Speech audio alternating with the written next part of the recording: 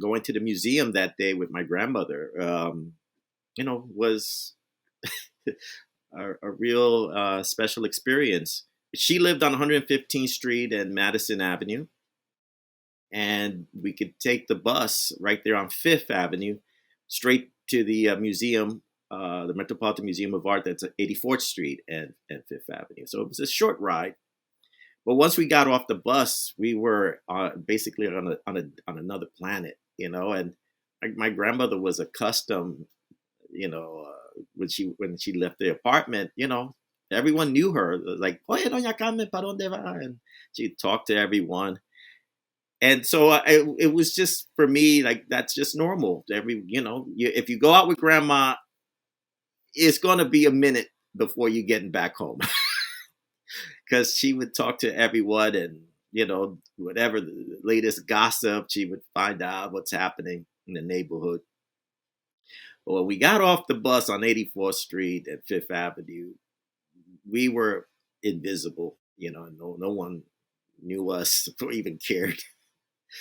And I started to see she was getting nervous. Her hands were shaking. And when we got to the ticket booth, I tried to translate that whole pay what you wish.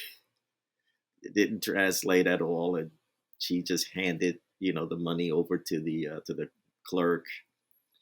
And we checked our coats and went up to the exhibit. So I had no clue that my grandmother had learned about Diego Velázquez in school. So when my grandmother went to school in Puerto Rico, the schools were pretty much, the curriculum was set by the Spanish government, Spain.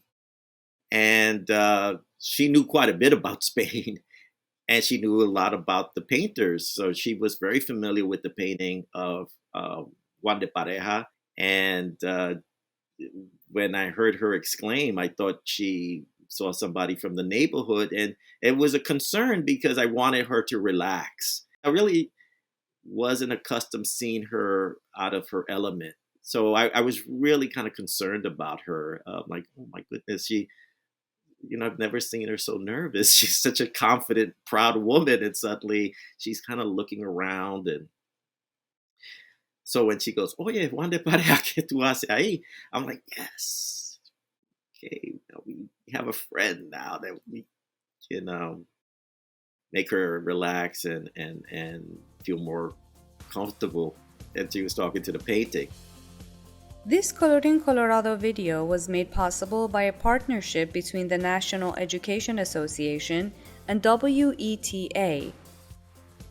For more author interviews, please visit colorincolorado.org.